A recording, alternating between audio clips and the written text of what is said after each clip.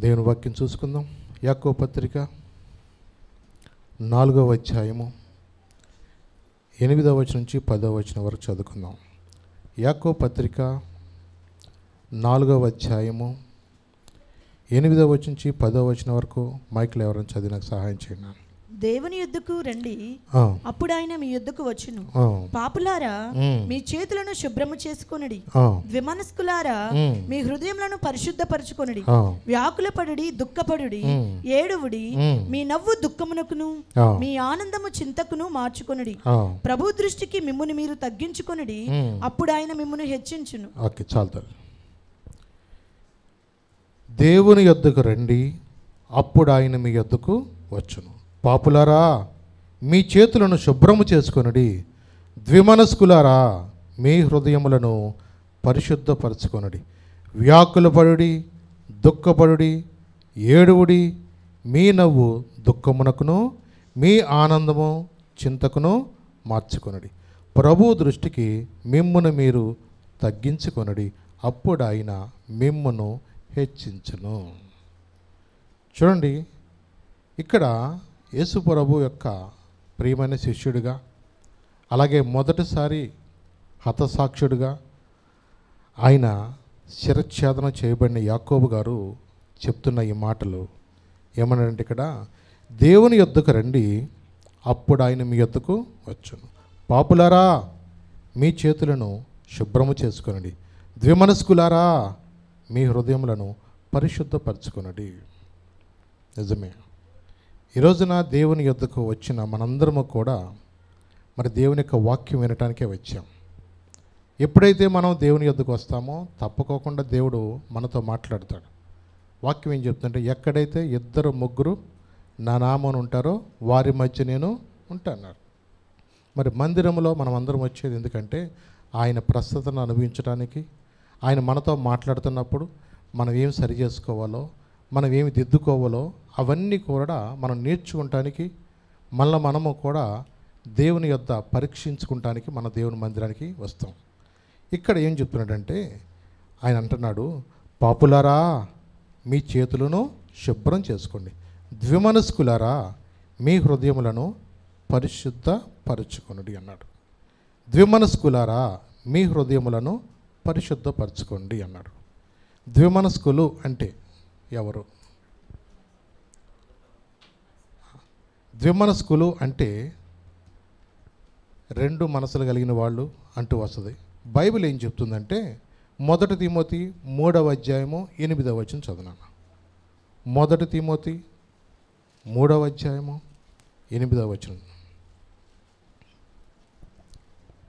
అలాగుననే పరిచారకులు మానిలై ఉండి ద్విమనస్కులను మిగుల మద్యపాన శక్తులను దుర్లాభం అపేక్షించు వారునై ఉండక విశ్వాసమర్మైన పవిత్రమైన మనస్సాక్షితో గైకొని వారై ఉండవలెను. చాలు. ఇక్కడ ద్విమనస్కులు అనే పక్కన 2 అంకె ఉంది కదా, ఆ 2 అంకె కింద ఏం పుట్టినోట్లు ఏమి ఇచ్చారు చెప్పండి. ఎవరంటే వాళ్ళు చెప్పండి. ఇప్పుడు ద్విమనస్కులు అంటే ఎవరు?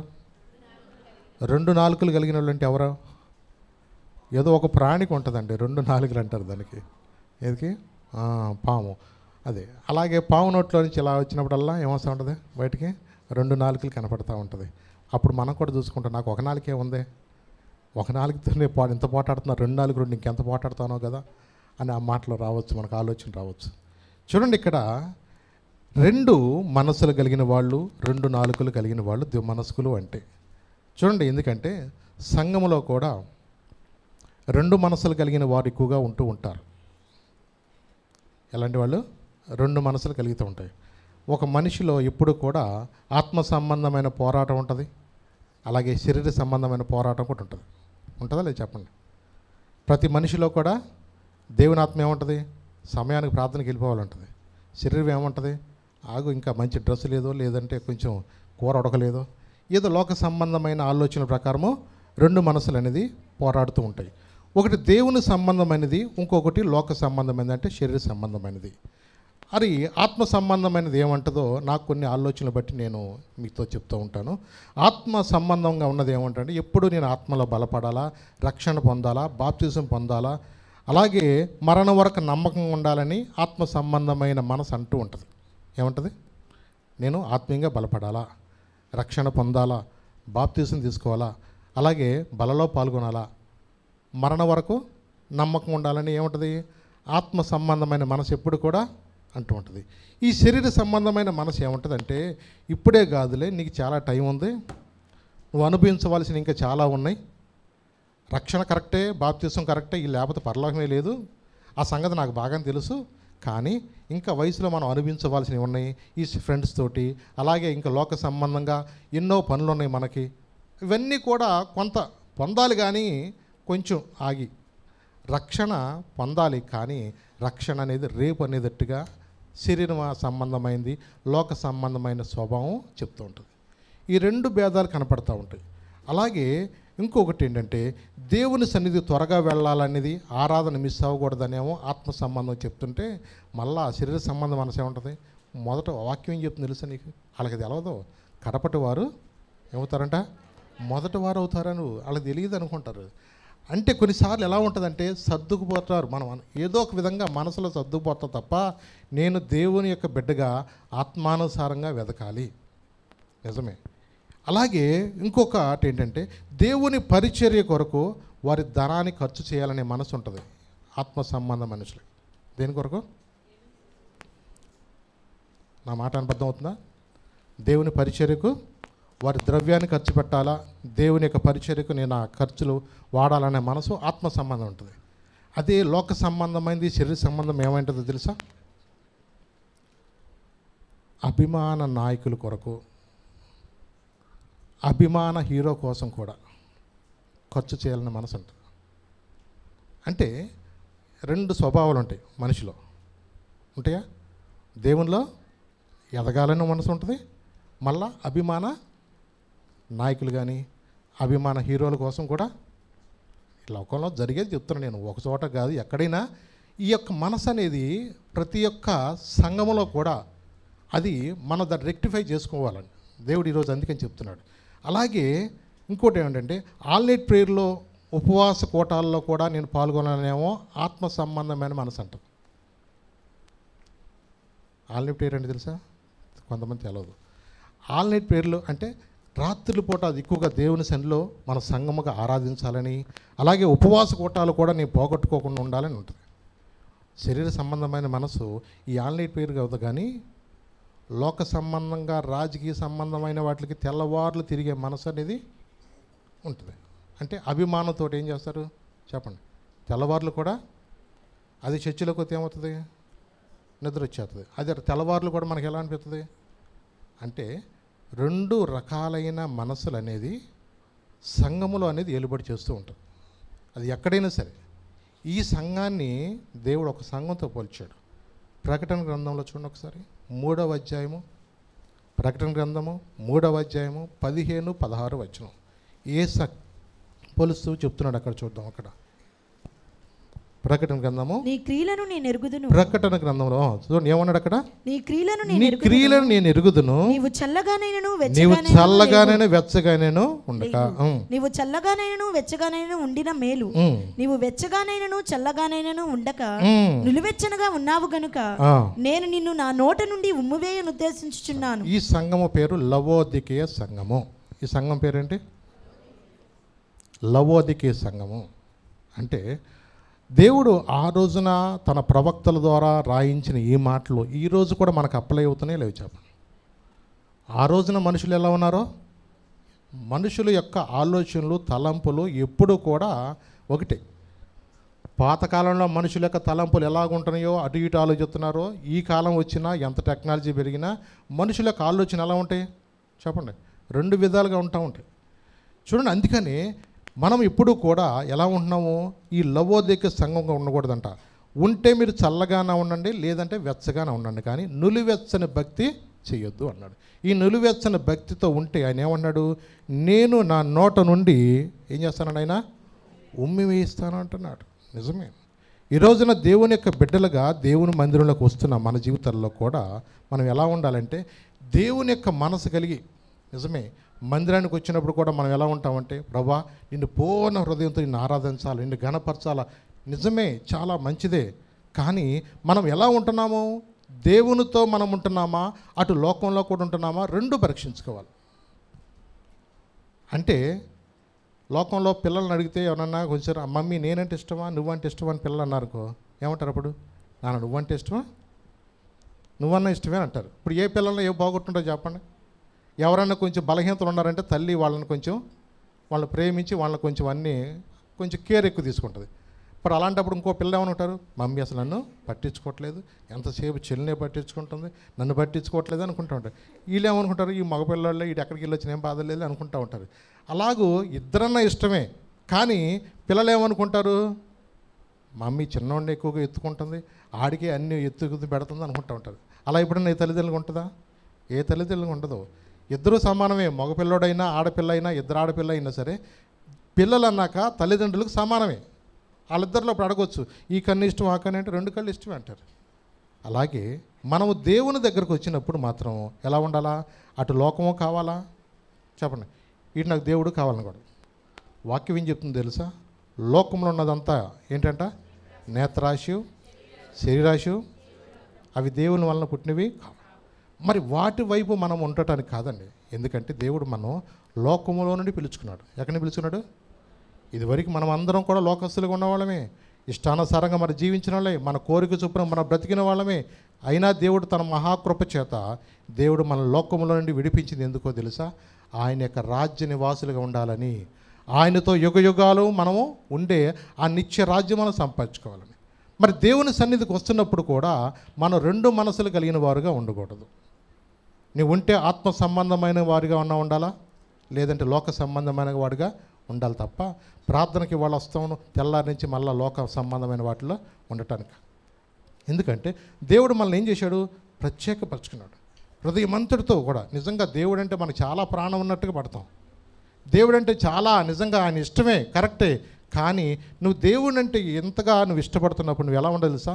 నువ్వు దేవుని కొరకు రోషం కలిగి బ్రతికేవాడిగా ఉండాలి. ఎలా ఉండాలా? ఎందుకంటే నీ హృదయమే నిన్ను మోసం చేస్తుంది. ఎవరో మోసం చేయరు, నీ హృదయమే. ఇర్మియా చెప్పాడు చూడండి, ఒక మాట మేక చెప్తాను మీకు. ఇర్మియా 17వ అధ్యాయము 9 నుంచి 10 దాకా చదివిన ఒకసారి. ఇర్మియా 17వ అధ్యాయము 9 నుంచి 10 దాకా చదివిన. హృదయం అన్నిటికంటే ఏమన్నాడు అక్కడ ఇర్మియా? హృదయము అన్నిటికంటే మోసకరమైనదో, అది ఘోరమైన వ్యాధి కలది. అది ఎలాంటిదంటండి? ఘోరమైన వ్యాధి కలదా. దాన్ని గ్రహింపగలవాడెవడు? దాన్ని గ్రహించగలిగిన వాడెవడు? చూసారా? నీ హృదయము నిన్నే మోసం చేస్తుంది. అసలు నువ్వు దేవునిలో ఎదగాలని, దేవునిలో నువ్వు బలపడాలని, దేవుని కొరకు ప్రాణం పెట్టాలని అన్న వ్యక్తులను కూడా, ఎగ్జాంపుల్ మన పేతురు గారు లాంటి వాడు ఏమన్నాడు తెలుసా? నేను అసలు ఎరగనన్నాడు ఆయన. ప్రాణభయం వచ్చేసింది ఆయనకి. దేవుని కొరకు ప్రాణం పెడతా అన్న వ్యక్తి ఏమన్నాడు ఆఖరికంటే? నేను ఆయన ఎరగనంటే ఎరగను, ఒకసారి కాదు, 2 సార్లు కాదు, 3 సార్లు కూడా ఎరగనంటే ఎరగనన్నాడు. అంతకన్నా పెద్ద భక్తులు ఏం కాదు. కానీ మనము నేర్చుకోవాలి. ఎందుకంటే దేవుని రాకడ దినాల్లో మనం ఉన్నాము. ఏ రోజున దేవుని యొక్క రాకడ ఉంటుందో మనకు తెలియదు. ఆ రాకడ గురించి ఎన్నోసార్లు ప్రభు చెప్తున్నారు.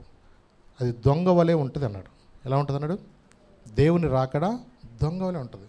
కాబట్టి మనము 2 మనసులు కలిగిన వారుగా, ద్విమనసులుగా ఉండటానికి కాదు. నువ్వు ఉంటే దేవుని కొరకు మండే వ్యక్తిగా ఉండాలా, లేదంటే లోకంలో కలిసిపోయి నీ ఇష్టానుసారంగా ఎంజాయ్ చేయొచ్చు. లోకంలో ఉంటూ కూడా మనం దేవుని మందిరంలో నటన చేయకూడదు. దాన్ని వేషధారణ అంటారు. ఏమంటారు దాన్ని? వేషధారణ. మనం మందిరంలో ఉన్నప్పుడు నిజంగా దేవుని హృదయమంతుడితో ప్రార్థన. కన్నులు మూసినా కన్నులు తెరచినా నీ చూపులలో నీ రూపమే. కన్నులు మూసినా కన్నులు తెరచినా నా చూపులో నీ రూపమే. కనికరించితివా కరుణామయుడా, కృప చూపించితివా నాకు చాలిన దేవుడా. కనికరించితివా కరుణామయుడా, కృప చూపించితివా నాకు చాలిన దేవుడా. నా ప్రాణమా నా ధ్యానమా నా ఊపిరి నీవే యేసయ్యా. నా ప్రాణమా నా ధ్యానమా నా ఊపిరి నీవే యేసయ్యా. నీవు లేకుండా నేనుండలేను, నాకున్నవన్నీ నీవే యేసయ్యా. నీవు లేకుండా నేనుండలేను, నాకున్నవన్నీ నీవే యేసయ్యా. జాలి లేనిది ఈ మాయలోకము, కలత చెందేను నా దీన హృదయము. జాలి లేనిది ఈ మాయలోకము, కలత చెందేను నా దీన హృదయము. నన్ను కాపాడుటకు నాదరి నిలిచితివా, హస్తము చాపితివా, నన్ను బలపరచితివా. నన్ను కాపాడుటకు నాదరి నిలిచితివా, హస్తము చాపితివా, నన్ను బలపరచితివా. నా ప్రాణమా నా ధ్యానమా నా ఊపిరి నీవే యేసయ్యా. నా ప్రాణమా నా ధ్యానమా నా ఊపిరి నీవే యేసయ్యా. నీవు లేకుండా నేనుండలేను, నాకున్నవన్నీ నీవే యేసయ్యా. నీవు లేకుండా నేనుండలేను, నాకున్నవన్నీ నీవే యేసయ్యా.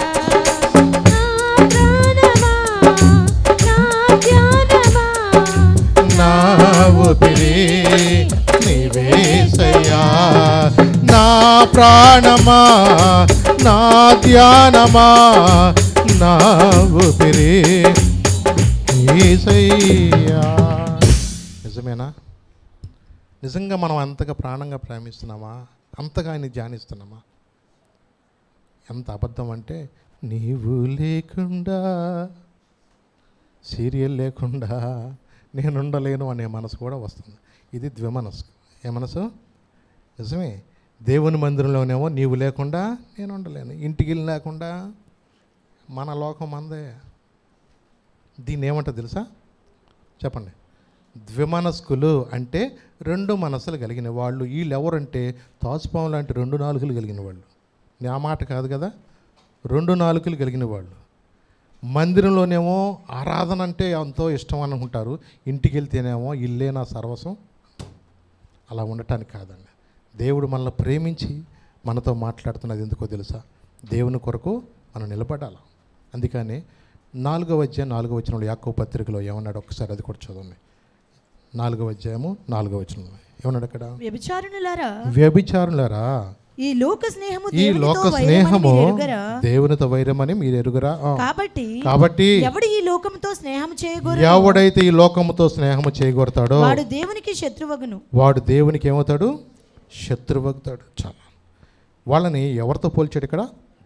వ్యభిచారులారా.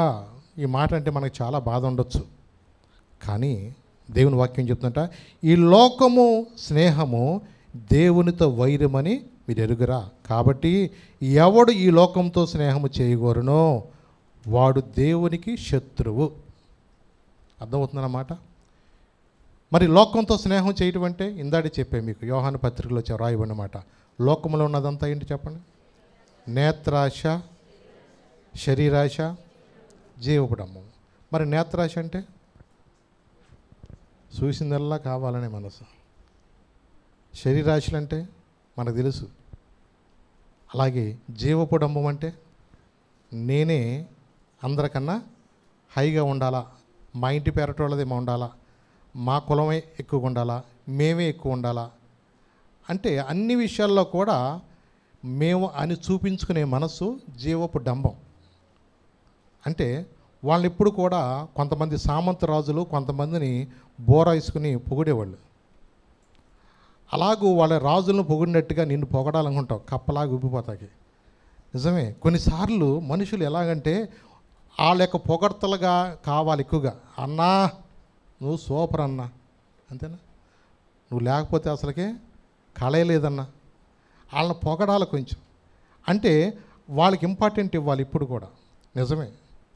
కొంతమంది ఇంపార్టెంట్ ఇవ్వకపోతే వారు కోపం వచ్చేస్తుంది.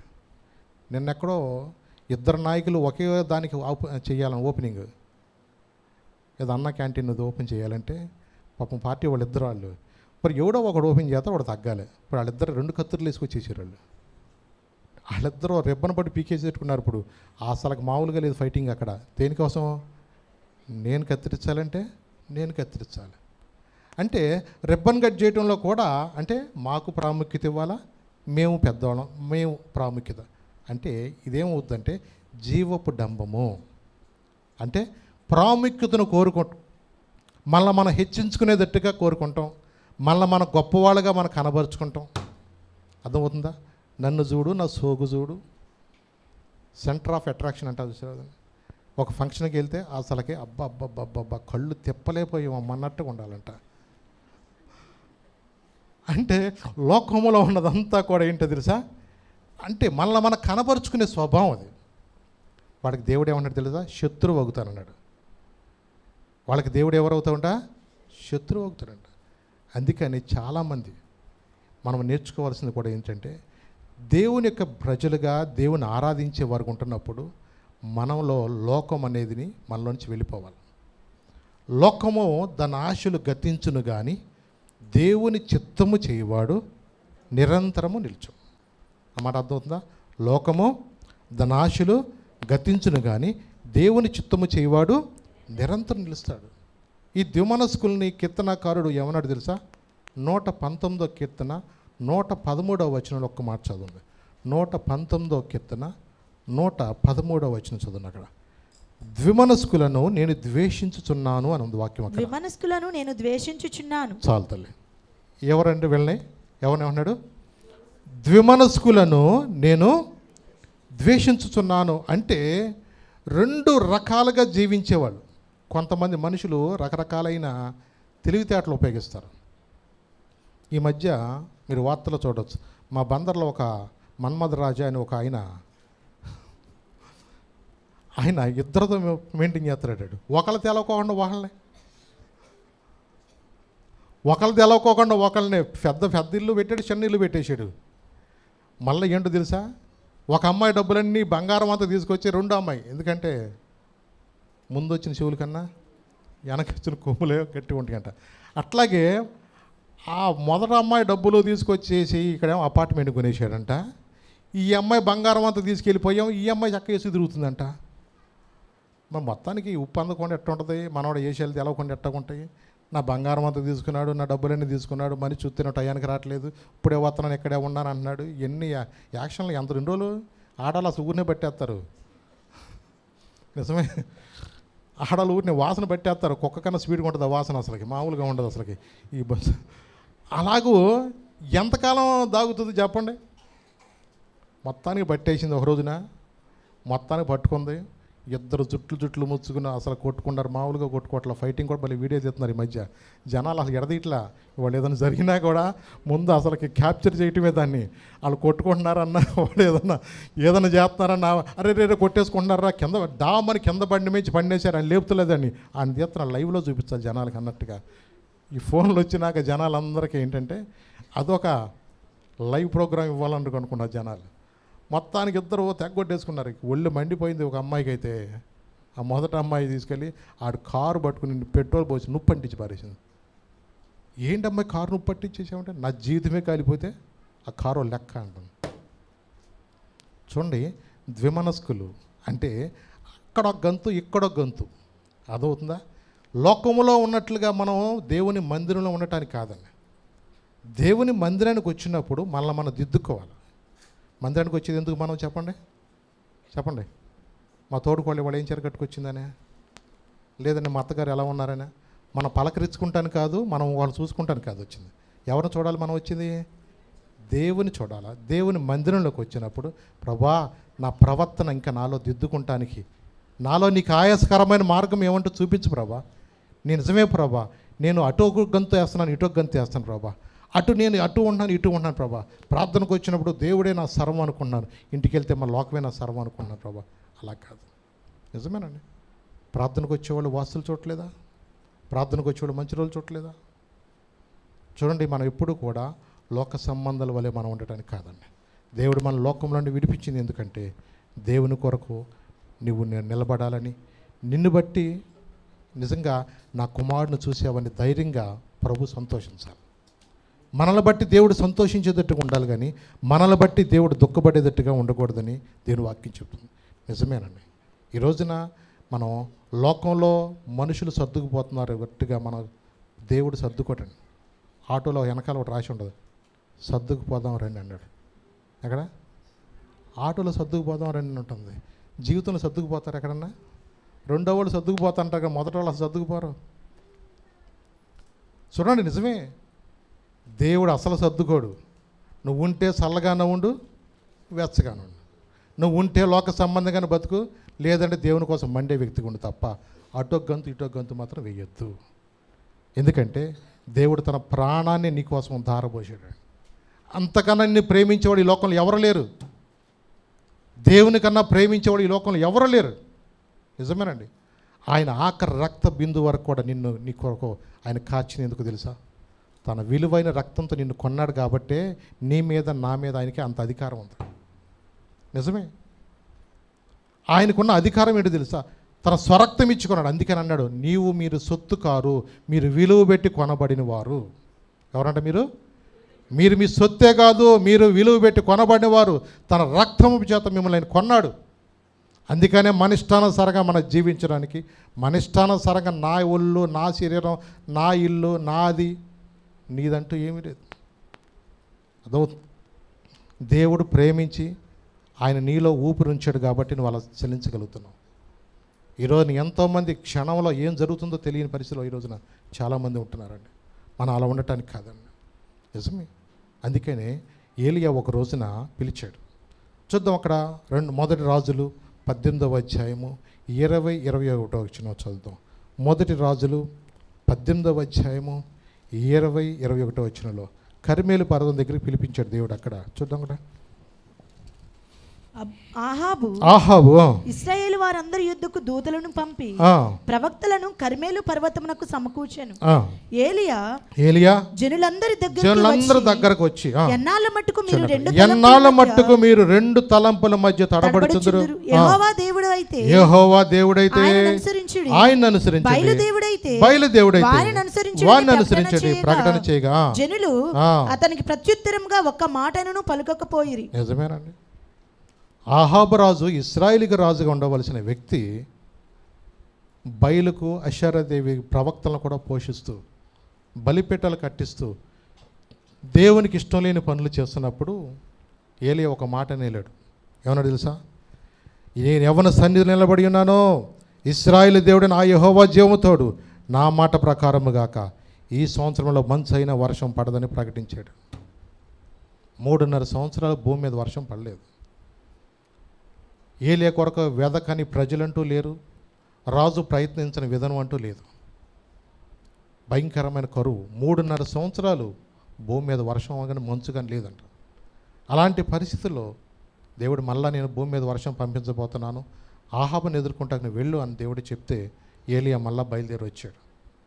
అక్కడ నువ్వు ఎందుకు చేస్తున్నావు, ఇశ్రాయేలు రాజు అయ్యుండి నువ్వెందుకు ఇలాంటి పనులు చేస్తున్నావు అని మాట్లాడిన తర్వాత ఆయన కర్మేలు పర్వతం మీదకి పిలిపించాడు. అక్కడ ఎందుకు మీరు ఒక అటు ఉంటారు, ఇటు ఉంటారు? దేవుడు మనల్ని పిడిపించింది, ఇన్ని గొప్ప కార్యాలు జరిగించి, మరి ఐగుప్తులో నుండి కానీ ఎలాంటి పరిస్థితుల నుంచి దేవుడు మనకి ఇన్ని అద్భుతాలు ఆశ్చర్యకాలు జరిగించి మన ముందు ఎలాంటి శత్రువులు కూడా నిలబడకోకుండా దేవుడు ఇన్ని కార్యాలు గొప్ప కార్యాలు జరిగిస్తే ఈ రోజున ఇశ్రాయేల్ రాజు అయ్యుండి నువ్వు బయలుకు ఆరాధించే వారిని, అషారాదేవి ఆరాధించే ప్రవక్తలను కూడా నీ భార్యని బట్టి నువ్వు వాళ్ళని కూడా పోషిస్తున్నావు, వాళ్ళు కూడా గుడులు కడుతున్నావు. నువ్వు ఎన్నాళ్ళ మట్టుకు మీరు రెండు తలంపుల మధ్య ఉంటారు?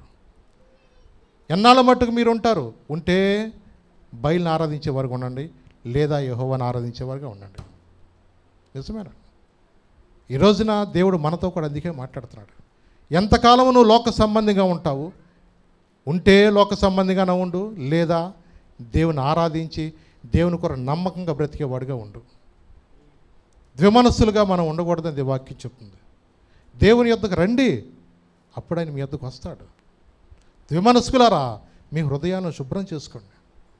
మన హృదయము మోసకరమైంది, నిజమే. మన హృదయంలో చాలా ఉంటుంది. పైకి ఒకటి మాట్లాడతాం, లోపల ఎన్నో తిట్టుకుంటాం, ఇలాంటివి ఎన్నో ఉంటాయి. కానీ దేవుడికి మన హృదయాంతరంగాలు కూడా తెలుసు. ఈ రోజున మనము ఆయన కళ్ళ నుండి మనం ఎవరం కూడా దాయలేమండి. యాకోబు పత్రిక 1వ అధ్యాయంలో కూడా చూద్దాం ఒక మాట. ఎందుకంటే మన విశ్వాసాన్ని కూడా బలపరచుకోవాలా దేవుని కొరకు నిలబడటానికి. యాకోబు పత్రిక 1వ అధ్యాయము 2-3 వచనాలు కూడా చదివాను. నా సహోదరులారా, మీ విశ్వాసమునకు కలుగు పరీక్ష ఓర్పును పుట్టించునని ఎరిగి మీరు నానా విధములైన శోధనలో పడినప్పుడు అది మహానందమని ఎంచుకుని ఏం చేయాలంటే అది మహానందమని మీరు ఎంచుకోండి. నా సహోదరులారా, మీ విశ్వాసమునకు కలుగు పరీక్ష ఓర్పును పుట్టించునని ఎరిగి మీరు నానా విధమైన శోధనలో పడినప్పుడు అది మహానందమని ఎంచుకోండి. అంటే శోధన, శ్రమలు, కష్టాలు వచ్చినప్పుడు మనం ఏం చేయాలంటండి, అది ఆనందంగా భావించాలి. నాకే శ్రమలు రావాలా, నాకే కష్టాలు రావాలా, మాకే బాధలు రావాలా అనుకోవద్దు. నిజమే. ఇంకా కిందకు వెళితే ఏం రాయబడి ఉందంటే 5వ వచనం చూద్దాం. మీలో ఎవరికైనా జ్ఞానము కొదువుగా ఉన్న అతడు దేవుని అడుగువలెను, అప్పుడు అది అతనికి అనుగ్రహింపబడును. ఆయన ఎవరిని గద్దింపక అందరికీ ధారాళముగా దయచేయవాడు.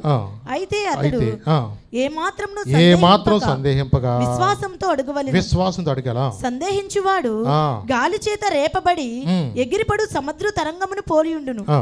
అట్టి మనుషుడు ద్విమనస్కుడై తన సమస్త మార్గములందు అస్థిరుడు గనుక ప్రభువు వలన తనకేమైనా దొరుకునని తలంచుకొనరాదు. అంటే చూడండి, దేవుని యొద్దకు రావాలి మనం. ఎందుకంటే కొన్నిసార్లు మనకు జ్ఞానం సరిపోదు. దేవుని దగ్గరకు వచ్చినా సరే కొన్నిసార్లు మనము మన ఆలోచనలే కరెక్ట్ అనుకుంటాం. అందుకంటే పైనుండి వచ్చే జ్ఞానం ఏం చేస్తుందంటే నిన్ను సరి చేస్తుంది. నీ తెలివితేటలు ఇప్పుడు స్వార్థంగానే ఉంటాయి. మన తెలివితేటలు ఎప్పుడు కూడా ఎలా ఉంటాయంటే మన గురించి మన స్వార్థంగా ఆలోచిస్తాం. దేవుని యొక్క జ్ఞానము, దేవుని యొక్క తెలివి నిజంగా అది మనం ఊహించలేమండి. అందుకంటే జ్ఞానం కొదుకుంటే నువ్వేం చేయమన్నాడు, అడగమన్నాడు. సందేహింపక అడగాలంట. ఎలా అడగాల? సందేహింపక అడుగు. నీకు ఏది కావాలో తెలుసు. ప్రభా, నా భార్యతో ఎలా మలుచుకోవాలి, మలగలు నాకు తెలియట్లేదు ప్రభా. నా భర్తతో ఎలా ఉండాలి నాకు అర్థం కావట్లేదు ప్రభా. పైనుండి వచ్చే జ్ఞానం నీ నోటిని సరిచేస్తుంది. ఏం చేస్తుంది? నీ నోటిని సరిచేస్తుంది. అలాగే దేవుని దగ్గరకు మనం వచ్చినప్పుడు పిల్లలతో ఎలా ఉండాలో, అత్తగారితో ఎలా ఉండాలో, కోడలతో ఎలా ఉండాలో, అలాగే తోడుకోళ్ళతో ఎలా ఉండాలో, అన్నదమ్ములతో ఎలా ఉండాలో, ఇవన్నీ కూడా మనకు జ్ఞానం కాదు. కానీ పైనుండి వచ్చే జ్ఞానం అది ఏం చేస్తుందంటే దేవుని యొక్క ప్రేమతో కూడిన జ్ఞానం అది. నిజమే. అలాగంటున్నాడు ఆయన. ఏమనంటే మీలో ఎవరికైనా జ్ఞానం కొదుకుంటే అతడు దేవుడు అడగలను, అప్పుడు అది అతనికి అది ఎవరిని గద్దింపగా అందరికీ ధారాళంగా దయచేవాడు. అయితే అతడు ఏమాత్రము సందేహింపగా విశ్వాసంతో సందేహించువాడు గాలి చేత రేపబడి ఎగిరిపడు సముద్ర తరంగాలు పోలిన ఉంటాడంట. అంటే నీ విశ్వాసం ఎలా ఉండాలంట? సందేహించకూడదు. నువ్వేది అడిగినా సరే దేవుని అడిగేటప్పుడు విశ్వాసం అడుగు. ఆయన యొద్దకు వచ్చేవారు ఆయన ఉన్నాడనియు తను వెదకు వారికి ఫలము దయచేస్తాడని నువ్వు నమ్మాలంతే. ప్రార్థనకు వచ్చినప్పుడు నా జీవితాన్ని ఆయన చేతులకు అప్పగిస్తున్నాను. ఎప్పుడూ కూడా మనము సందేహించకూడదు. ఎప్పుడూ కూడా నీ కంట్రోల్లో నువ్వు ఉండటం కాదు. నీ యొక్క కంట్రోల్ అంతా కూడా ఎవరి కంట్రోల్కి ఇవ్వాలా? దేవుని చేతికి అప్పగించాలి. ప్రభా, నా జ్ఞానం, నా తెలివితేటల వల్ల నేను ముందుకు వెళ్ళలేకపోతున్నాను. నన్ను ప్రభా నీ స్వాధీనపరచుకో, నీ చేతులకు అప్పగిస్తున్నా నా జీవితాన్ని దేవుని చేతులకు మనం అప్పగించినప్పుడు దేవునికి మహిమకరంగా మన జీవితాలు ఉంటాయి. నిజమే. అందుకనే మనం ఎప్పుడూ కూడా సందేహింపక అడగాల. అలాంటి వాడు ఎలా ఉంటాడంట? సందేహించేవాడు ద్విమనస్కుడై తన సమస్త మార్గంలో యందు అస్థిరుడు గనుక ప్రభు వలన తనకేమైనా దొరుకునని తలంచకూడదు. అంటే మనం అనుమానంగా రాకూడదు. ప్రార్థనకు వచ్చేవాడు ఎలా రావాలా? విశ్వాసంతో రావాలా. ఏమో నీమో ఎలా ఉంటుందో నా జీవితం ఎలా ఉంటుందో అనుమానంతో వద్దు. నీవు ఎప్పుడైతే పూర్ణ హృదయంతో, హన్న తన బిడ్డని ఎలాంటి పరిస్థితుల్లో, ఏలీ కుమారులు సరైన జీవితాలు లేవు, అక్కడ అందరికి తెలుసు ఆ సంగతి, కానీ ఎవరి మీద ఆనుకుంది? దేవుని మీద ఆనుకుంది. ప్రభు అక్కడ పరిస్థితులు నేను చూడలేదు, నా బిడ్డను నీ చేతులకు అప్పగిస్తున్నాను అంతే. ఏలీతో దేవుడు మాట్లాడలేదు, యాజకులుగా ఉన్న కుమారులతో మాట్లాడలేదు, కానీ చిన్నపిల్లాడుగా ఉన్న సమూయేలుతో దేవుడు మాట్లాడాడు. అవునండి. వాళ్ళు అక్కడ గంతేస్తున్నారు, ఇటు గంతేస్తున్నారు, అటు యాజకులుగా ఉంటున్నారు, ఇటు లోకానుసారంగా ఉంటున్నారు. ద్విమనస్కులను దేశిస్తున్నాడు దేవుడు. యాజకులుగా ఉన్నప్పుడు వాళ్ళు యాజక వృత్తిలో ఉన్నప్పుడు నమ్మకంగా దేవుని గణపరిచేవారు ఉండాలి. అంతే తప్ప మందిరానికి వచ్చినప్పుడు మాంసం కానీ అక్కడికున్న స్త్రీలతో కానీ పాపం చేయడం దేవుడికి అది ఇష్టం లేదు. ద్విమనస్సులుగా దేవుడికి ఉండటానికి ఇష్టం లేదు దేవుడికి. అందుకని పసిబిడ్డ చిన్న పిల్లోడైన సమూయేలుతో దేవుడు మాట్లాడాడు. నిజమేనండి. దేవుడు హృదయాలు పరీక్షించే దేవుడు, హృదయాలు ఎరిగిన దేవుడు ఆయన. అందుకని మనం ఆయన ఎదుటున్నప్పుడు ధైర్యంగా నిలబడాలంటే మనం హృదయమంతటితో దేవుని ప్రేమించే వరకు ఉండాలి. ఎలా ఉండాలా? హృదయమంతటి దేవుని ఆరాధించి ఉండాలి. నిజమేనా? అందుకనే లోకస్తులు ఎలా ఉంటాను కాదు, ఇక్కడ మన మందిరంలో ఉంటాము, పరిశుద్ధ పరిశుద్ధ. ఏంటిది?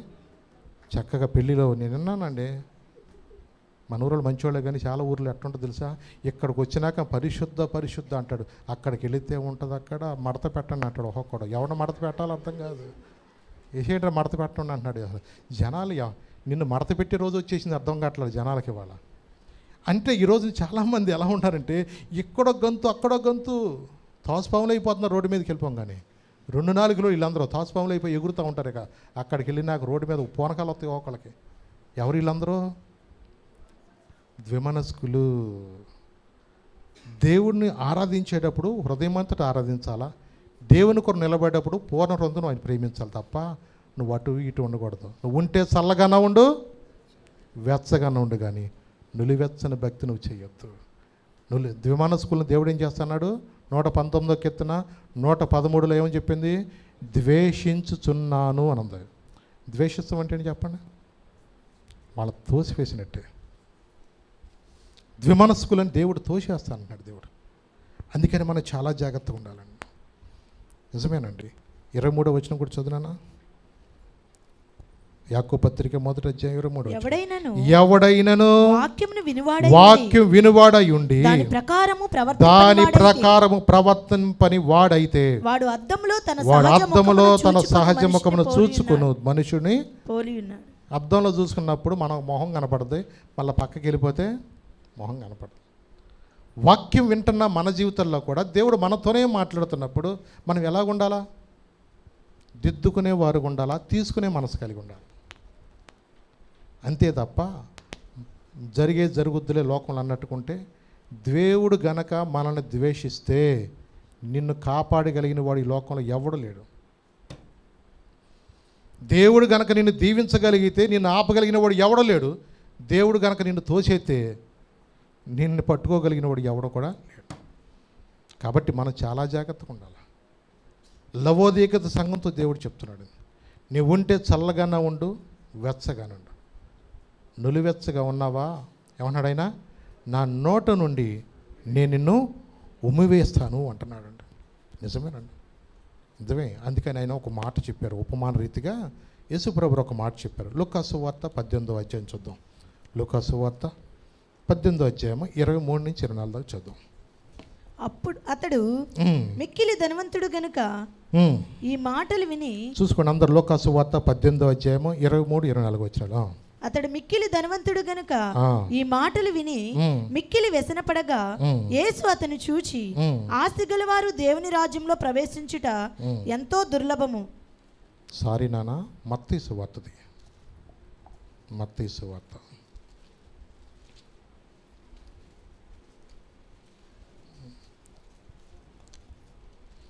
నేను చెప్తాను, నాకు ఒక నిమిషం.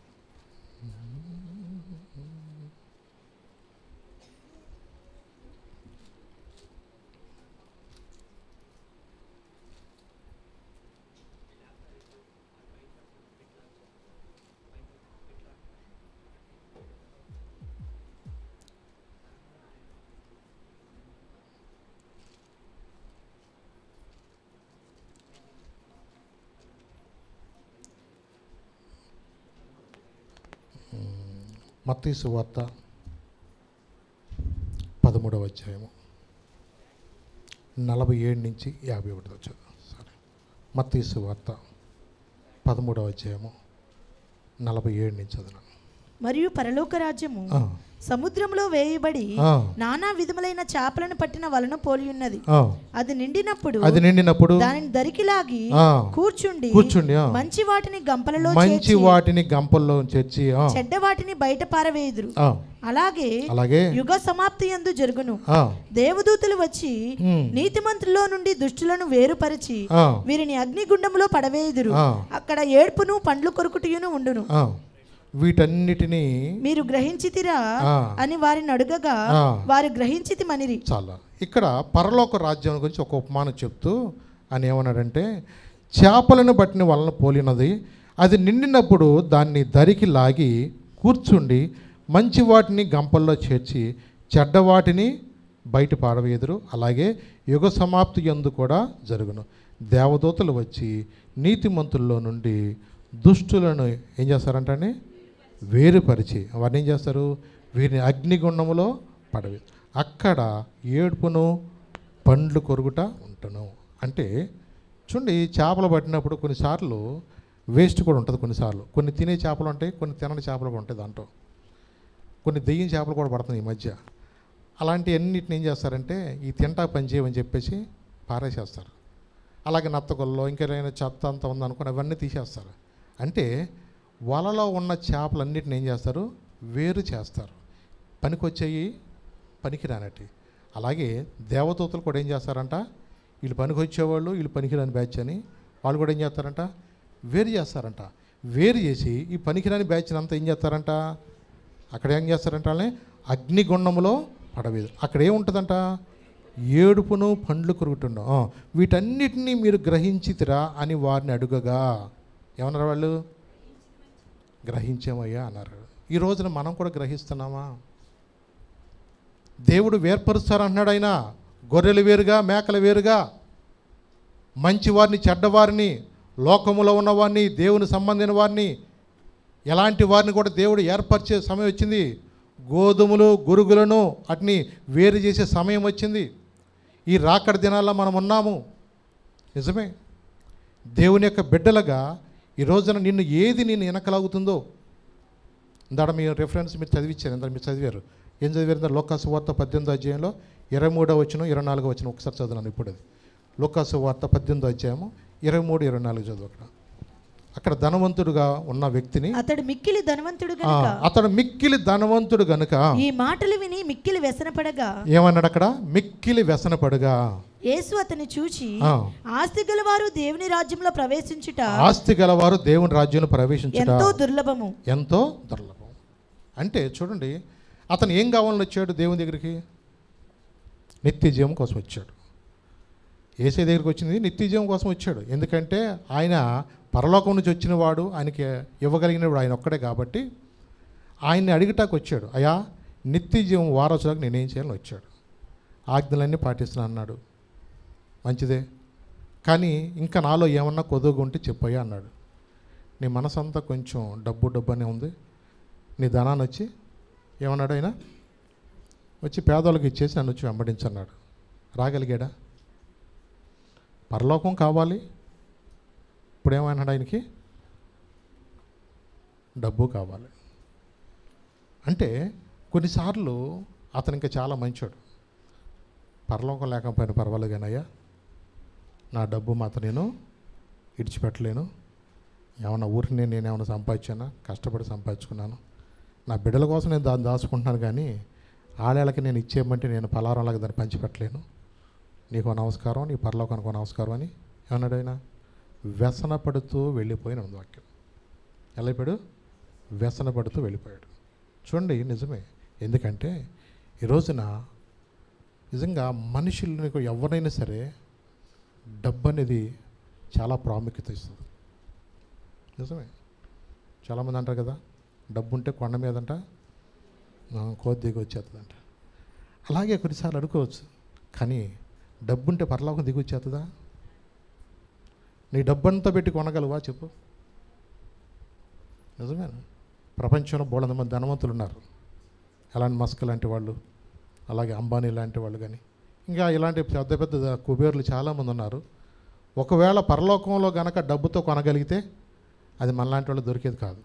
ఈ పాటికి మొత్తం అక్కడే కొనేసేవాళ్ళు, ఈ పాటికి అవి కూడా అమ్మేసేవాళ్ళు, పేరాలు పెట్టేసి అమ్మేసేవాళ్ళు. కానీ దేవుడు అది ఉచితంగా ఇస్తున్నాడు.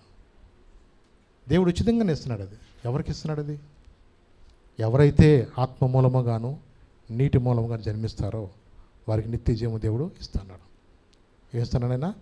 ఆత్మ మూలంగాను నీటి మూలముగాను జన్మించాలి అంటే రక్షణ పొందాలి. వారి పాపాలు వారు ఒప్పుకోవాలి. అంతే తప్ప దేవుని మందిరానికి వచ్చి సంవత్సరాల తరబడి వాక్యం వింటూ కూడా దేవుని మందిరంలో అన్ని పనులు మనం పాల్గొంటూ కూడా ఉన్నంత మాత్రాన దేవుని రాజ్యానికి మన వారసులము కాలేము. ఎవరు వారసులు అవుతారు? ఎవరు వారసులు అంటే నా శరీరం తిని నా రక్తము త్రాగువాడే దానికి వారసులు. అంటే ఆయనలో ఎవరైతే పాలు పంపులు పొందుతారో, అర్థమవుతుందా? మరణం వరకు ఎవరైతే నమ్మకంగా ఉంటారో వాళ్ళకు మాత్రమే. నిజమే. ఎందుకంటే దేవుని రాజ్యం అనేది అది చాలా నిజంగా పవిత్రమైనది. ఆ స్థలంలో మనం వెళ్ళాలంటే ఈ లోకంలో ఉండగానే మనం దాన్ని సంపాదించుకోవాలి. చనిపోయినాక సంపాదించుకునేది కాదు అది. అది ఈ భూలోకంలో ఉండగా సంపాదించేది. తిమోతి పత్రికలో అందుకని చెప్తున్నాడు ఒక మాట, 6వ అధ్యాయం, 1 తిమోతి 6వ అధ్యాయము 7 నుంచి 10 దాకా చదువునాను కదా. 1 తిమోతి 6వ అధ్యాయం 10వ వచనం చదువు. ఎందుకనగా ధనాపేక్ష సమస్త కీడులకు మూలము. కొందరు దానిని ఆశించి విశ్వాసం నుండి తొలగిపోయి నానా బాధలతో తమ్మును తామే పొడుచుకొనిరి. దైవజనుడా, నీవైతే వీటిని విసర్జించి నీతిని, భక్తిని, విశ్వాసమును, ప్రేమను, ఓర్పును, సాత్వికమును సంపాదించుకొనుటకు ప్రయాసపడము. విశ్వాస సంబంధమైన మంచి పోరాడము. నిత్య జీవమును చేపట్టము. దాని పొందుటకు నీవు పిలువబడి అనేక సాక్షుల ఎదుట మంచి ఒప్పుకొంటివి. చూడండి, ఇక్కడ ఏముందంటే సంతుష్టి సహితమైన దైవ భక్తి గొప్ప లాభ. మనం ఈ లోకములోనికి ఏమీ తేలేదు, దీనిలో నుండి కాగా అన్న వస్త్రము గల వారమై ఉండి వాటితో తృప్తి పొంది ఉందము అన్నాడు. ఈ లోకంలో నుంచి మనం తీసుకొచ్చామా? ఎలా వచ్చాం? మనం ఏమీ రాలా. దిగంబరగానే వచ్చాము, దిగంబరగానే వెళతాం. కానీ ఈ లోకంలో ఒక మనసు, మనం ఏదేదో మనం అనుకోవచ్చు. నిజంగా మనం ఎవరమైనా సరే ఎంతకాలం బ్రతుకుతాం మనకు తెలవదు, ఎవరికి తెలియదు. చెప్పు, ఎవరికైనా తెలుసుదా? నరేంద్ర మోడీ గారికి అని తెలుసుదా? మన దేశ ప్రధాని గారు కాబట్టి ఆయనకన్నా ఎవరైనా చెప్పారంటావా? ఆయనకి కాదు, నీకు కాదు, నాకు కాదు, ఎవరికి తెలియదు. అది మర్మం. మన ప్రాణాలు అవి ఎప్పుడు పోతాయో ఎవరికి తెలియదు. మనకి ఎప్పటికప్పుడు అనుకుంటాం, ఏసు రక్తం చేయమనుకుంటాం, డొల్లుకుంటూ వెళ్ళిపోతూ ఉంటుంది బండి తప్ప. ఎప్పుడు మనం ఆయన పిలుపు వస్తే అప్పుడు మనం రెడీగా ఉండాల్సిందే. అప్పటి వరకు నువ్వు ఎలా ఉండాలి తెలుసా? చాలా జాగ్రత్తగా ఉండాలా. నీ హృదయాన్ని, నీ మనస్సాక్షిని కాపాడుకోవాలి. అందుకని అన్నాడు, ధనాపేక్ష అంట సమస్త కీడులకు మూలము అంటున్నాడు. ఎందుకంటే ధనవంతులకు అపేక్షించేవారు శోధనలోను, ఉరిలోను, అవివేకయుక్తమైన హానికరం అనేక దురాశలు పడు అట్టి మనుషులు నష్టములను, నాశనం పొందించాను. నిజమే. ఈరోజున చాలామంది కూడా ధనాపేక్ష అనేది మనిషిని దేవుని దూరం చేస్తూ ఉంది. నిజమే. కొన్నిసార్లు మనని కూడా దేవుని కన్నా ప్రేమించేటట్టుగా డబ్బు మనిషి నిలబడి చేస్తుంది. డబ్బు అనేది అది అవసరమే, కానీ డబ్బు నిన్ను నడిపించకూడదు. డబ్బు నిన్ను నడిపించకూడదు. నువ్వు వెళతా ఉంటే నీ ఆటోమేటిక్గా నీ వెనకాల అదే వస్తుంది. నువ్వు ఎప్పుడైతే దేవుని రాజ్యాన్ని, నీతిని వెతుకుతావో నీకు కావాల్సిన దేవుడు ఇస్తాడు. ఎంత అవసరమో అంతే ఇస్తాడు. మనిషికి డబ్బు ఎక్కువైంది అనుకోండి, ఏమవుతాయి చెప్పండి? వ్యసనాలు ఎక్కువవుతాయి. మనిషికి డబ్బు ఎక్కువైతే లగ్జరీ లైఫ్ ఎక్కువ అవుతూ ఉంటుంది. ఈ రోజున మీరు చూడండి, రాజకీయ నాయకుల పిల్లలు కానీ, ధనవంతులైన పిల్లలు కానీ మిడ్ నైట్ పార్టీలకు వెళ్తూ తాగి తందనాలు ఆడుతూ చాలామంది కేసులు ఇరుక్కుపోయి కొంతమంది అర్ధంతరంగా చచ్చిపోయిన వాళ్ళు చాలామంది ఉన్నారు. నిజమే. ఎంతోమంది వాళ్ళ పిల్లలు అడిగింది ఇచ్చారు, కావాల్సిన కార్లు కొని ఇచ్చారు వాళ్ళకి. ఏ టైంలో వాళ్ళు వెళ్తున్నారో కూడా అడగటానికి కూడా లేకోకుండా వాళ్ళ స్వేచ్ఛగా విడిచిపెట్టేశారు. కానీ ఈ రోజున చాలామంది వాళ్ళ కాలానికి ముందే వాళ్ళు ఎంతోమంది మరణించిన వాళ్ళు మనకు చాలామంది తెలుసు. నిజమే. మైకేల్ జాక్సన్ కూడా అనుకున్నాడంట, నాకున్న డబ్బుతోటి జనాలు ఇంకా గంతులు గట్టిగా వేయించాలనుకున్నాడంట. ఆయన ఎక్కడికి వెళితే సరే అసలు గంటకి ఎన్నో కోట్లు ఇచ్చేటట్టుగా ఆయన ప్రోగ్రాంలు ఉండేయంట. అంత ధనవంతుడు. ముఖం కూడా నల్ల మొహం కూడా అలా ఎర్ర మొహం కూడా అయిపోయాడు. ఫేసులు అన్నీ మార్చేసుకుని రకరకాలుగా ప్లాస్టిక్ సర్జరీలు చేయించుకుని, అలాగే తనకి కావాల్సిన ఏది తక్కువైతే నాకు గుండె ఆగిపోతే గుండె ఇచ్చేవాడు మాట్లాడి పెట్టేసుకున్నాడు. అలాగే లివర్స్ పాడైపోయినా, లోపల ఏ ఆర్గాన్ పాడైపోయినా అవన్నీ ఇచ్చే మనుషులు కూడా రెడీగా పెట్టేసుకున్నాడు. కోట్లు ఇచ్చేసి మనుషుల్ని వాళ్ళని కూడా జాగ్రత్తగా మెయింటైన్ చేస్తున్నాడు. నాకు ఏ టైంలో ఏది కావాలన్నా నా గుండె ఆగిపోకుండా, నా ఫంక్షనింగ్ ఏది కూడా ఆగిపోకుండా నాకు వెమ్మట ఇవ్వటానికి ఎంతోమందిని కూడా, డాక్టర్లు కూడా చాలామందిని కూడా సిద్ధపరచుకున్నాడు. తను త్వరగా చనిపోవాలనుకోలేదు. నిజంగా 150-200 సంవత్సరాలు బతకాలనుకున్నాడు. సాధ్యమవుతుందా ఏ మనిషికైనా? దేవుని వాక్యం ఏం చెప్తుంది? మనిషికి ఎంత ఆయుష్కాలం దేవుడు ఇచ్చాడు? 70 సంవత్సరాలు. అధిక బలం ఉంటే అంతే, అంతకు మించి ఏమీ లేదు. ఈ రోజున మనం అనుకోవచ్చు డబ్బులు అనేది మనుషులు వెనకాల రావండి ఎప్పుడు కూడా. ఏదో ఎంతోమంది డాక్టర్లను పోషించుకున్నాడు, ఎంతోమందిని పెట్టాడు. ఎంతమంది ఎన్ని డబ్బులు అతనికి ఉన్నా ఈ రోజున నీతో ఏమీ రాదు. వాక్యం ఏదో చెప్తుంది కదా, మనం ఈ లోకంలోనికి ఏమీ తేలేదు, దీనిలో నుండి ఏమీ తీసుకెళ్ళాము. కానీ 50 ఏళ్ళు కూడా నిండినట్లు లేవు ఆయనకి. ఎందుకు అంత వయసులో చనిపోయాడు ఆయన? చూడండి, కొన్నిసార్లు అనుకోవచ్చు ఒక్కొక్క మనిషి ఎన్నో ఆలోచన కలిగి ఉంటాడు. నేను అలా ఇలా ఉందా అనుకుంటావు. నీ ప్లాన్స్ ఏది పనిచేయదు. నీ జీవితాన్ని ఎప్పుడైనా సరే దేవుని చేతులకు అప్పగించి నేర్చుకోవాలి. అవునండి.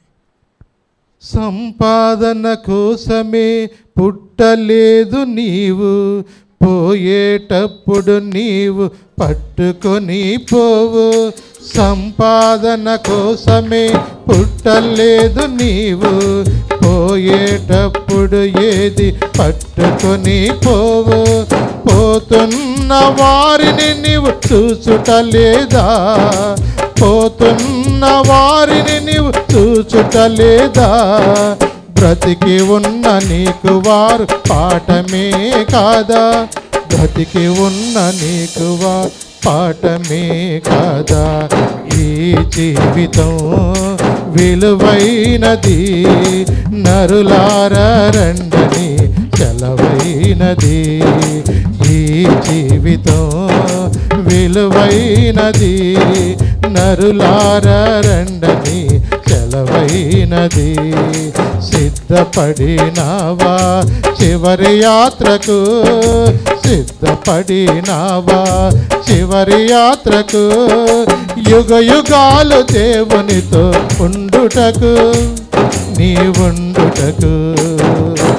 ఈ జీవితం విలువైనది, నలురాల రండని సెలవైనది, దేవుని సెలవైనది.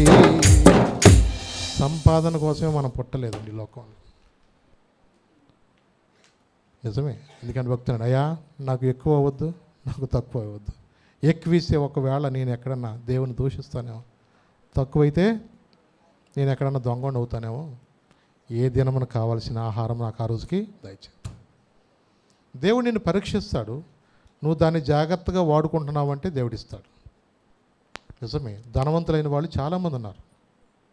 కానీ ధనవంతుడు ఏం చేశాడు తెలుసా? వ్యసన పడుతూ వెళ్ళిపోయాడు. శిష్యులందరూ అక్కడికి వచ్చారు. అయ్యా ఇలా అయితే ఎవరయ్యా ధనవంతులు అన్న పరలోక రాజ్యానికి వెళ్తారా అని అడుగుతున్నాను. ఇది మనుషులకు అసాధ్యమేమో కానీ దేవునికి సమస్తము కూడా సాధ్యం. ఎందుకంటే డబ్బు అవసరమే కానీ నీ మనసు దాని మీద ఉండకూడదు. దేని మీద ఉండకూడదు? దాని మీద ఉండకూడదు. నీకు కావాల్సిన ఆయనకు తెలుసు. ఒక తండ్రిగా ఆయన నిన్ను పోషించే దేవుడని నువ్వు నమ్మితే, ఏ తండ్రి అయినా నా బిడ్డలో పైవాళ్ళకు ఉండాలని ఏ తండ్రి అని కోరుకుంటాడు. ఏ తండ్రికి తెలుసు ఆ బాధ? తల్లికి తెలుసు. నా బిడ్డలో అందరికన్నా ఉన్నతమైన స్థితిలో ఉండాలని ఏ తండ్రి అయినా కోరుకుంటాడు. మరి పరమ తండ్రి కోరుకోడా? తప్పకుండా కోరుకుంటాడు. కానీ అదే డబ్బు ఒకవేళ నిన్ను పాడు చేస్తాను అనుకుంటే నీకు ఇవ్వడం. కత్తి అవసరమే. పిల్లలు కత్తి ఇస్తారా? కత్తి లేకుండా వంట జరుగుద్దా? కానీ పిల్లలు ఏం చేస్తారు, మా అమ్మ అటు ఉల్లిపాయలు కోస్తుంది కాబట్టి నేను కొయ్యాలనుకుంటే రే ముట్టుకోబాకరా అంటారు. ఎందుకు? నువ్వు కోసే టైం ఉంది టైం ఉంది నాన్న, నువ్వు ఆగు అని చెప్పి కత్తి ఇవ్వరు. అలాగే నీకు డబ్బు అవసరమని తెలుసు, ఏ టైంకి ఇవ్వాలో ఆయనకి బాగా తెలుసు. నీ జీవితంలో నీకు ఏది ఆశీర్వాదకరమో, ఏది మేలుకరమో, నీకు ఏది నష్టమో ఆయనకి బాగా తెలుసు. కాబట్టి ఆయన తండ్రిగా ఉన్నప్పుడు నీకు ఏ సమయానికి ఏది కావాలో ఆ సమయానికి ఆయన ఇస్తూ ఉంటాడు. మనం ఎప్పుడైతే దానికోసం తొందరపడ్డావా అది రెక్కలు గట్టుకుని ఎగిరిపోద్దంట. ఏమవుద్దంట? అది రెక్కలు గట్టుకుని ఎగిరిపోద్ది. మనం ఎప్పుడు వాటి వైపు పరిగెత్తవసరలా. నువ్వు దేవుని రాజ్యాన్ని వెతట నేర్చుకో. నిజమేనండి. ఎందుకంటే యాకోబు గారు ఇంకొక మాట చెప్పాడు. 4వ అధ్యాయం 14వ వచనంలో ఆయన ఒక మాట చెప్పాడు. రేపేమి సంభవించదో నీకు తెలియదు అంటున్నాడు. అక్కడ ఏమన్నాడు? అక్కడ రేపేమి సంభవించునో మీకు తెలియదు. రేపేమి సంభవించునో మీకు తెలియదు. మీ జీవం ఏ పాటిది. మీరు కొంతసేపు కనబడి అంతలో మాయమైపోవు ఆవిరి వంటి వారే. ఆవిరి ఎంతసేపు ఉంటుందండి? నిజమే. కాసేపటి ఏం జరుగుతుందో తెలియదండి. మన లెబనాన్లోనూ కొన్ని చోట్ల మరి ఇలాంటి పేజర్లని వాళ్ళు వాడుతూ ఉంటారు. వాకీ టాకీలు పేజర్లు వాడతారు. వాళ్ళు ఎవరు ఊహించలా, అనుకోకుండా అవన్నీ కూడా పేలిపోయినాయంట. ఎవరి కాళ్ళే చాలామంది చనిపోయారన్నారు, కొంతమంది గాయపడ్డారంట. వాళ్ళు ఎప్పుడు ఊహించలా. వాకీ టాకీలు పేలుతాయా? ఇప్పుడు మీ ఫోన్ వాడుతున్నారు కదా, మీ ఫోన్ పేలిపోద్దంటే ఎవడన్నా వాడతాడో చెప్పండి? ఎక్కడో 100కి 100కి ఏదన్నా కొంచెం ఛార్జింగ్ తేడా వచ్చో, బ్యాటరీలు ఉబ్బో కొన్ని ఏదన్నా పోతాయేమో తప్ప సామాన్యంగా ఫోన్లు లేదంటే ఎప్పుడు చెవులో పెట్టిన ఎవడన్నా ఉంటాడా? ఎక్కడన్నా రోజుకు ఒకటి పేలనాయి, ఎవడన్నా వాడతాడో చూద్దాం దాన్ని. అంకతే రోజుకు ఒక్కటి పేలితే చాలు. ఎక్కడైనా సరే, ప్రపంచంలో ఎక్కడైనా సరే ఒక్కటి పేలితే చాలు. ఫోన్ దగ్గర ఎవడన్నా నెట్టుకుంటే అది ఉట్టు. అసలుకి అవి వద్దులేరు బాబో, ఈ పేలిపోతాయని చెప్పి చెవులో పెట్టామనుకో, చెవులే కూడా పేలినాయి అనుకో, అమ్మో ఇంకేం వాడాలి అర్థం కావట్లా. వాళ్ళ పరిస్థితి అట్టగైంది. పేజర్లన్నీ పేలిపోయేలకి వాళ్ళు వాకీ టాకీలు పట్టున్నారు. ఈ వాకీ టాకీలు మొహాలు పగిలిపోయిన ఒక్కొక్కడికి మాట్లాడుతుంటాయి, ఇట్ట పెట్టి వాకీ టాకీ మాట్లాడుతుంటాయి. ఏం వాడాలో అర్థం కావట్లే వాళ్ళకి. నిజమే, వాళ్ళు అనుకోలేదు. నిజమే. అందుకన్నాడు యాకోబు అన్నాడు, మీరు ఎంతలో ఉండి అంతలో ఆవిరి వంటి వారు కారా? మీ జీవం ఏ పాటిది? దేవుడు ప్రేమించి ఆయన కృప చూపుతున్నాడండి ఈరోజున. అందుకని ఆయన ఒక మాట చెప్తున్నాడు లవోదిక సంఘంతో. ప్రకటన గ్రంథం 3వ అధ్యాయము 19-20 చదువున్నాను. ప్రకటన గ్రంథము లవోదిక సంఘంతో ఏం చెప్తున్నాడు ఆయన? 19-20 వచనం చదువున్నాను.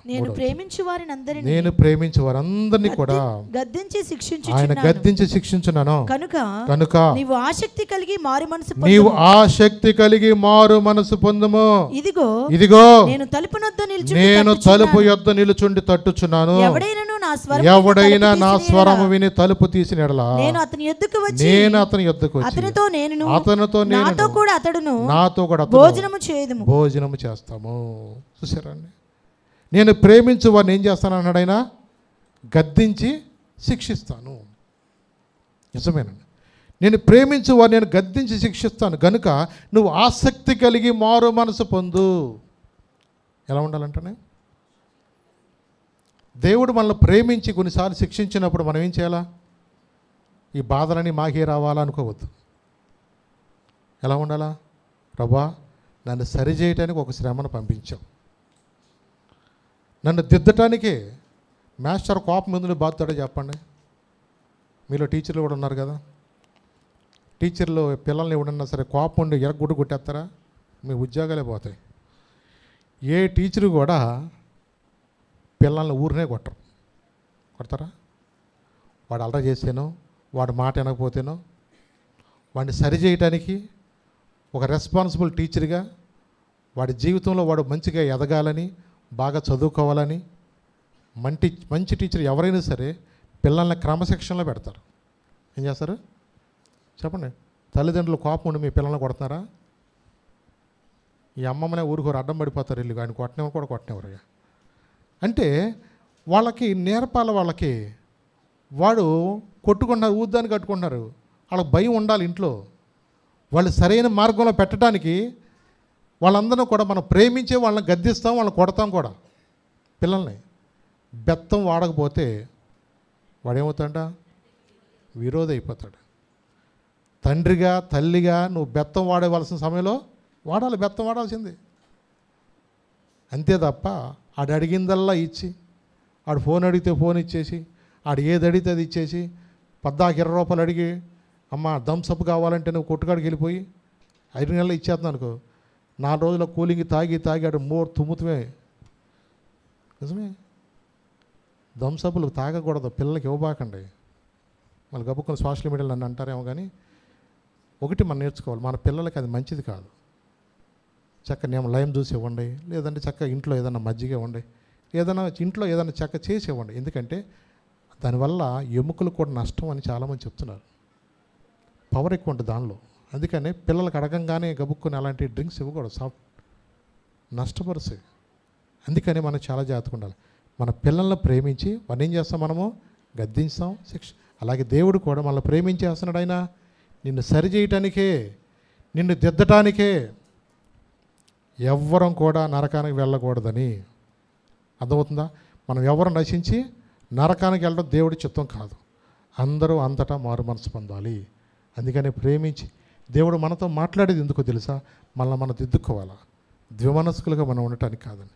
ప్రార్థనకు వచ్చినప్పుడు మనం లోబడాలా, తీసుకునే మనసు కలిగి ఉండాలా.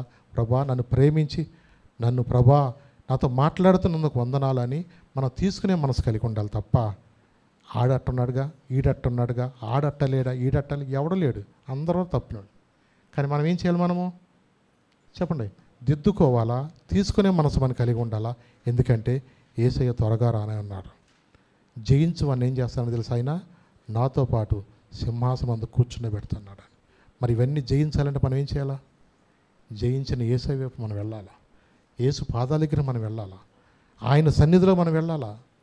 ఎందుకంటే దేవుడు ద్విమనస్కులను ద్వేషిస్తున్నానన్నాడు. ద్విమనస్కులు అంటే చెప్పా, 2 నాలుకలు కలిగిన వాళ్ళు, అలాగే 2 మనసులు కలిగిన వాళ్ళు ఉంటారు. ఆరాధన చేస్తూ ఉంటారు, దేవుని స్తుతిస్తూ ఉంటారు, అలాగే లోకంలో కూడా లోక పరిస్థితుల వైపు ఉంటారు. అలా ఉండటానికి కాదు. 2 చోట్ల నువ్వు ఉండకూడదు.